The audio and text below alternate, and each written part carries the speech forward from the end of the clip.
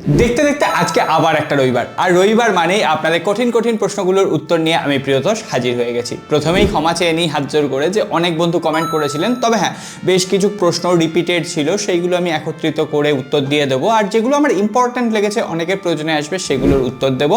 বাদ বাকি যে কমেন্টগুলোর রিপ্লাই এখানে দেওয়ার দরকার নেই, তাদেরকে আমি একদম হাতে লিখে অলরেডি কমেন্টের হয়তো রিপ্লাই দিয়ে দিয়েছি, না হলে আজকে রাতের মধ্যেই রিপ্লাই দিয়ে দেবো। যাই হোক, প্রথম বন্ধু কমেন্ট করেছেন আমি কুনাল। প্রশ্ন হলো কোন ফোন নয়? গ্রামোফোন ফোন নয় কি? ঠিক আছে তো। তুহিন দাদা, স্যামসাং M56 তো আজ লঞ্চ হলো, তাহলে M36 কবে লঞ্চ হতে পারে ফ্রম বাংলাদেশ? হ্যাঁ, গতকাল M56 ফোনটা লঞ্চ হয়েছে 25,000 রুপি প্রাইস পয়েন্টে। আমরাও টেস্ট করে রিভিউ দেবো। টেস্ট করতে আমাদের একটু টাইম লাগে, আমরা প্রপারলি একটা ফোনকে টেস্ট করছি, তার ডিসপ্লে কেমন, অডিও কোয়ালিটি কেমন, তাতে লং টার্মে কোনো রকম প্রবলেম আছে কিনা, বেশি অ্যাপ্লিকেশান ইউজ করলে সেই ফোনটা হ্যাং বা ল্যাগ করছে কিনা, তাই জন্য আমি প্রপারলি কিন্তু রিভিউতে বলতে পারছি যে এই ছোট ছোট প্রবলেমগুলো রয়েছে। আপনারা গত কয়েক মাসের যে রিভিউগুলো আমরা করেছি সেই রিভিউগুলো দেখবেন, ছোট রিভিউ কিন্তু ইন ডিটেলসে আমি সমস্তটা কভার করার চেষ্টা করেছি। আর M36 ফোনটা আমার মনে হচ্ছে না এই মাসে আসবে, সেটা আস্তে আস্তে মে মাস হয়ে যাবে। তবে হ্যাঁ, M36 নিয়ে কথাবার্তা শুরু হয়ে গেছে। পরের বন্ধু এমডি ইমরান, আমি একটা জব করি, সাধারণ ইউজার, সারাদিনই বাইরে থাকি, রোদ বৃষ্টি ঝড়ে কাজ করতে হয়, দীর্ঘদিন ইউজ করতে চাই। বাংলাদেশে 20 থেকে 25,000-এর মধ্যে কোন ফোনটা নিলে ভালো হয়? আপনাকে যেহেতু এই ধরনের টাফ পরিস্থিতিতে কাজ করতে হয়, প্রথমেই বলবো আপনি সাবধানে কাজ করবেন, কারণ ঝড় বৃষ্টি কখন প্রাকৃতিক দুর্যোগ হয়তো বলা যায় না। কিন্তু হ্যাঁ, তারপরেও যদি আপনাকে কাজ করতে হয়, যেগুলো রাগেড স্মার্টফোন রয়েছে, ওপোর বেশ কিছু স্মার্টফোন রাগেড রয়েছে, রিয়েলমির বেশ কিছু ফোন রাগেড রয়েছে, যেখানে IP68, 69, IP67 এই রেটিংগুলো পাওয়া যায়, মিলিটারি গ্রেড সার্টিফিকেশান রয়েছে, সেই ফোনগুলো আপনি বেছে নিতে পারেন। প্রথমেই বলি, আমার যে ফোনটার নাম মনে আসছে ওপো K12X, এই ফোনটা নিতে পারেন, খুবই ভালো ফোন। তবে রাগেড ফোন, এমন নয় যে ফোনটা স্পেসিফিকেশান খুব ভালো, কিন্তু ফোনটা হার্ডি ফোন। রিয়েলমির পক্ষ থেকে রিয়েলমি 14X রয়েছে, আরেকটু যদি দাম বাড়াতে পারেন মোটোরোলা 860 ফিউশন রয়েছে, যেটা আমরা গত সপ্তাহে রিভিউ করেছিলাম। মোটামুটি 30-32 হাজার টাকার হয়ে যাবে। পরের বন্ধু কমেন্ট করেছেন পরান, A56 কিনবো নাকি S23 FE কিনবো বাংলাদেশ থেকে? Samsung Galaxy A56 no doubt ভালো ফোন, কিন্তু বেশ ওভার প্রাইসড। 40-42 হাজার টাকায় টেলিফটো সেন্সার নেই। তবে হ্যাঁ, ফোনটার ক্যামেরা যথেষ্ট ভালো। A56-এর যারা রিভিউ দেখেননি মিস করে গেছেন, একদম অরিজিনাল রিভিউ যাকে বলে, আই বাটনের লিঙ্ক আছে, আপনারা দেখে নিতে পারেন। কিন্তু S23 FE বেটার ফোন, অনেক দিনে পুরনো হয়ে গেছে বলে সেই ফোনটাকেও আমরা রেকমেন্ড ঠিকঠাক করতে পারছি না। আপনি ওর থেকে কম দামে বা ওই প্রাইসের আশেপাশে S24 FE পেয়ে যাবেন। ইন্ডিয়াতে 40,000 রুপিতে S24 FEও পাওয়া যায় অফারে অনেক সময়, আবার একই দামে A56ও পাওয়া যায়। আমি বলবো S24 FE একটু কষ্ট করে টাকা জমিয়ে কেনা ভালো, S23 FE কেনারও দরকার নেই। আর যদি স্যামসাং না কিনতে হয়, তাহলে সেই জায়গায় ভিভো V50 অপশান রয়েছে, কম দামেই পাওয়া যায়। আর ভিভো V40 Pro অপশান রয়েছে, OnePlus 13R অপশান রয়েছে, পাওয়ারফুল ডিভাইস, গেমিং সেন্ট্রিক, একদম খুব পারফরমেন্স সেন্ট্রিক স্মার্টফোন চাইছেন তো OnePlus 13R। পরের বন্ধু Tanzil, Motorola 860 fusion versus Samsung Galaxy A35। Gaming করি না, অনেক মাল্টিটাস্কিং করি, কোনটা বেটার হবে? আমার মতে A35 অনেক বেশি পুরনো হয়ে গেছে, 1 বছরের ওপর হয়ে গেছে। A36 লঞ্চ করে গেছে, মোটোরোলা 860 ফিউশন সেই দিক থেকে বেটার অপশান। মোটোরোলা 860 ফিউশনের যে পারফরমেন্স একদম দুর্দান্ত এটা নয়, তবে হ্যাঁ পারফরমেন্স ঠিকঠাক দিয়ে দেবে, আর ফোনটার UI এক্সপিরিয়েন্স যথেষ্ট ভালো, ফোনটা দেখতে ভালো, ক্যামেরা ভালো। আই বাটনের লিঙ্ক আছে, একবার দেখে নেবেন, তাহলে মোটোরোলা S60 ফিউশন সম্পর্কে আর কোনো রকম ডাউট থাকবে না। বাস লাভার, স্যামসাং গ্যালাক্সি M56 5G ফোনটা কি ভ্যালু ফর মানি? এখনও পর্যন্ত যদি স্পেসিফিকেশান দেখা হয়, ওর থেকে বেটার স্পেসিফিকেশানের ফোন অ্যাভেলেবেল রয়েছে। তবে এটাও দেখতে হবে স্যামসাংয়ের One UI best UI experience provide করছে, 6 বছরের অপারেটিং সিস্টেম আপডেট, 6 বছরের সিকিউরিটি প্যাচ লেভেল আপডেট দেওয়া হবে প্রমিস করছে স্যামসাং এখনও পর্যন্ত যেটুকু। সো ওভারঅল ফোনটা একদম স্লিম, লাইট ওয়েট, তো ঠিকঠাক। এমন নয় যে ওই প্রাইস পয়েন্টে M56 সব থেকে সেরা স্মার্টফোন। 25 থেকে 27 হাজার রুপির মধ্যে OnePlus Nord 4 অ্যাভেলেবেল রয়েছে, IQ Z9S Pro অ্যাভেলেবেল রয়েছে, রিসেন্টলি মোটোরোলা 860 ফিউশন লঞ্চ হলো, 860 স্টাইলাস রয়েছে। সো এই ফোনগুলোকেও একবার দেখে নিও, তারপরে যদি মনে হয় M56 স্যামসাংয়ের ব্র্যান্ড ভ্যালু ম্যাটার করে, তাহলে স্যামসাং। রাজু আহমেদ, দাদা একটা বিষয় লক্ষ্য করুন, 2023 সালের শেষের দিক থেকে বা 2024 সালের ফোনগুলোতে গ্রিন লাইন কিন্তু আস্তে আস্তে কমছে, এটার কারণ কি হতে পারে? অ্যাকচুয়ালি গ্রিন লাইন ইস্যুর জন্য স্মার্টফোন কোম্পানিগুলো সত্যিই স্ট্রাগল করছিল। অবশেষে এত রিপোর্ট হয়েছে, কোম্পানিগুলো বুঝেছে না গ্রিন লাইন ইস্যু হলে এবার আমাদের রেপুটেশনের ধাক্কা লাগছে। তো অবশেষে কোম্পানিগুলো কিন্তু এর সলিউশন বার করেছে। তারা এমন কিছু ডিসপ্লে ইকুইপমেন্ট ব্যবহার করছে, এমন কিছু টেকনোলজি হয়তো নতুন করে এনেছে, যার ফলে এখনকার স্মার্টফোনগুলোতে অত গ্রিন লাইন ডিসপ্লে ইস্যু দেখা যাচ্ছে না। সেটা কোনো কোম্পানিরই দেখা যাচ্ছে না, তবে আপনার ভাগ্য যদি খারাপ হয় এখনও দু একটা স্মার্টফোনের গ্রিন লাইন ইস্যু আসছে। তাই জন্য ঠিক আছে, এখন নির্ভয়ে অনেকটাই কেনা যায়। OnePlus যেমন একেবারেই শুধরে নিয়েছে, স্যামসাংয়ের ফোনে অনেকদিন গ্রিন লাইনের খবর নেই। ফয়সাল, দাদা গ্লোবাল মার্কেটে OnePlus 13T কবে লঞ্চ হবে? আপনার চ্যানেলে কি ভিডিও পাওয়া যাবে?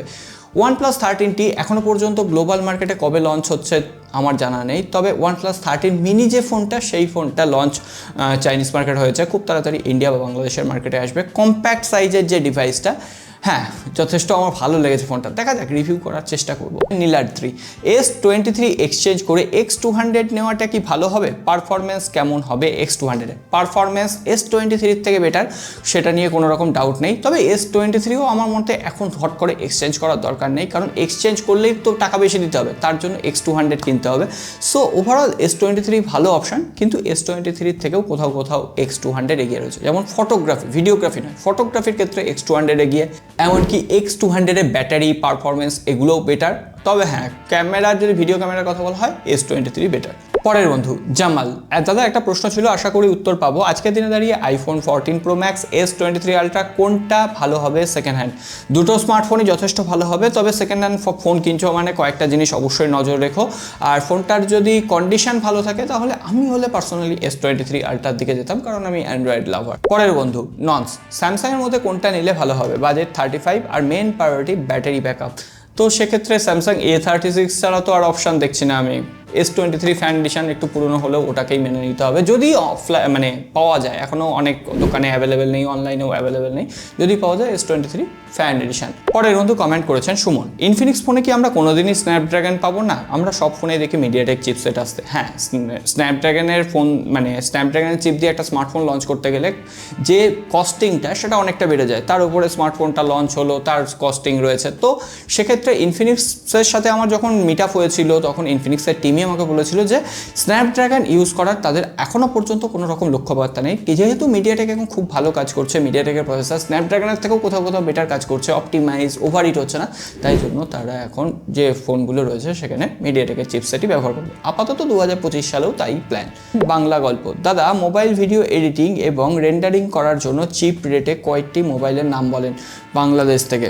আপনি বাজেট বললেন না, তাই জন্য বলতে পারলাম না। তবে হ্যাঁ, যদি 30,000 রুপি বাজেট হয় তাহলে সেক্ষেত্রে IQ Z9s Pro যথেষ্ট ভালো device, nothing phone 3A Pro যথেষ্ট ভালো ডিভাইস, পাওয়ারফুল ফোন। মানে একটা মোবাইলে যদি আপনি রেন্ডারিং করবেন বলে ভাবেন বা ভিডিও এডিটিং করবেন বলে ভাবেন, তাহলে সেক্ষেত্রে বলবো ওই প্রাইস রেঞ্জে সব থেকে পাওয়ারফুল ডিভাইসটা বেছে নিন। প্রসেসরের দিক থেকে, র্যাম ম্যানেজমেন্টের দিক থেকে UFS 3.1 স্টোরেজ টাইপ আছে কিনা, তাহলেই বেটার হবে। নূর শেখ, দাদা 25 থেকে 30-এর মধ্যে কোন কোন ফোন ভালো হবে বলবেন?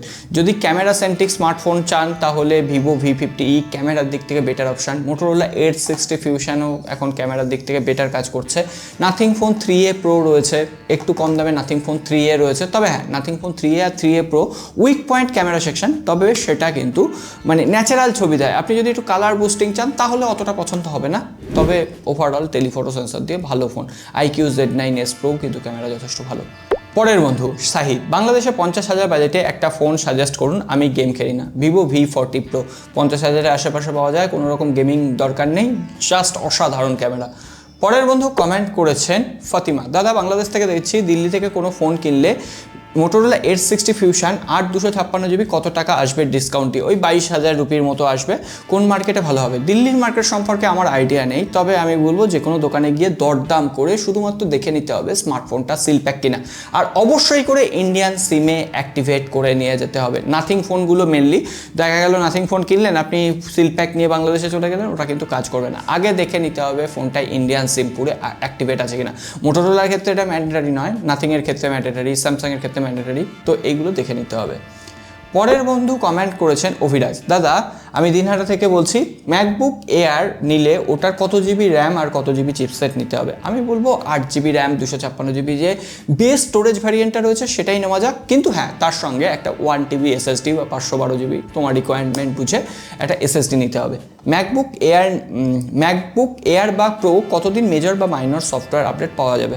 মোটামুটি 6 থেকে 7 বছর পর্যন্ত তো আপডেট পাওয়াই যায়। ম্যাকবুকের আপডেট নিয়ে কোনো রকম সমস্যা নেই। 2020 ম্যাকবুক এখনও পর্যন্ত আপডেট দিচ্ছে আর সেটা ফ্ললেস কাজ করছে।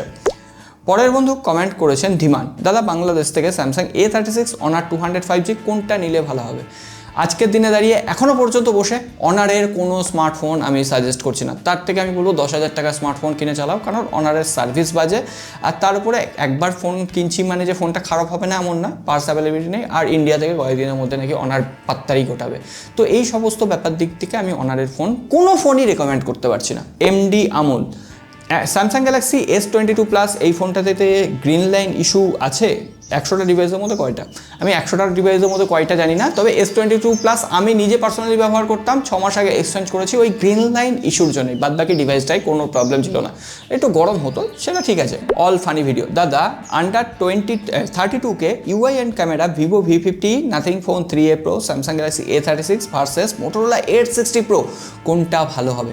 মোটোরোলা 860 Pro এখনও লঞ্চ হয়নি, তবে আমি বলবো লঞ্চের জন্য ওয়েট করে যাওয়া ভালো, কারণ সামনের মাসেই বলা হচ্ছে লঞ্চ হবে। তাহলে মোটোরোলা S60 Pro এর ক্যামেরা কেমন হবে, কারণ ওটাতেও না মানে টেলিফটো সেন্সার থাকবে। এখনও পর্যন্ত Vivo V50, nothing phone 3A Pro দুটোই ভালো অপশান। টেলিফটো সেন্সার একটু আনকমন ডিজাইন চাইলে নাথিং ফোন 3A Pro অনায়াসে নেওয়া যায়। পরের বন্ধু কমেন্ট করেছেন এমডি সোহাগ, বেস্ট ক্যামেরা 25 থেকে 30 হাজারের মধ্যে অনেক কমেন্ট করেছি, একটিরও উত্তর পাইনি। 25 থেকে 30 হাজারের মধ্যে বেস্ট ক্যামেরা আমি জানি, বললেও আপনারা একটু ভরকে যাবেন। IQ Z9S Pro আমি ক্যামেরাটা ইউজ করে দেখছি, যথেষ্ট ভালো। তার উপরে মোটোরোলা 860 ফিউশন লঞ্চ করে গেছে, ওটাও কিছুদিনের মধ্যে বাংলাদেশে অ্যাভেলেবেল হয়ে যাবে। সো ওভারঅল এই ফোন দুটো নেওয়া যেতে পারে। সো আজকে অনেক বন্ধুর কমেন্টের উত্তর দেওয়ার চেষ্টা করলাম, আশা করছি আপনার কমেন্টের রিপ্লাই আপনি এতক্ষণে পেয়ে গেছেন। যদি না পেয়ে থাকেন আজকের কমেন্ট বক্সে আপনি করে যেতে পারেন, পরবর্তী Q&A এপিসোডে অবশ্যই অ্যান্সার দেবো। আর কথা বাড়াচ্ছি না, সকলে ভালো থাকবেন, সুস্থ থাকবেন, লাইক করে যাবেন। লাইক করলে না দেখবেন পরবর্তী এপিসোডে হয়তো আপনার নাম নিয়েই ভিডিও শুরু হচ্ছে। যাই হোক, আর নতুন হয়ে থাকলে একটু সাবস্ক্রাইব করে ঘন্টিটা বাজিয়ে দেবেন। সকলে ভালো থাকবেন, দেখা হবে আগামী পর্বে।